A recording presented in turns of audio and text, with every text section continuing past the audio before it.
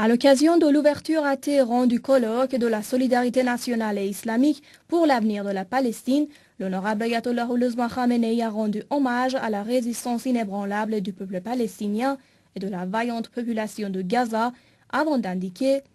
l'endurance aux souffrances et aux pressions continues à Gaza et dans toute la Palestine n'est possible qu'avec l'aide de Dieu, et partant de là, le peuple palestinien mérite vraiment d'être considéré comme le plus résistant peuple de l'histoire. Qualifiant de réalité concrète et indéniable l'autorité croissante du front de la résistance face à celui de l'arrogance et de la mécréance, il a souligné: il faut approfondir l'esprit religieux et de la vraie croyance auprès du peuple palestinien et renforcer l'abandon envers Dieu, l'espoir et la bonne foi quant à la réalisation des promesses divines.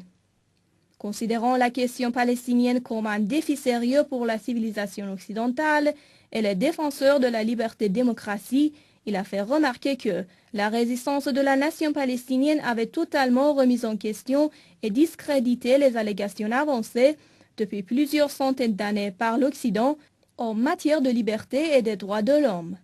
Insistant sur la création d'un nouveau Moyen-Orient, à savoir un Moyen-Orient islamique, le guide suprême de la révolution islamique a considéré comme un devoir humain et islamique de soutenir le peuple palestinien, tout en rappelant que les gouvernements islamiques avaient à cet effet une lourde responsabilité à assumer. Ceux qui négligent la lutte et la résistance seront contraints de se soumettre aux exigences de l'ennemi et seront en fin de compte éliminés ou humiliés, a réaffirmé le guide suprême de la révolution islamique dans une allusion à ceux qui ont opté pour le compromis et les négociations infructueuses avec l'ennemi sioniste, dont l'issue ne fera que les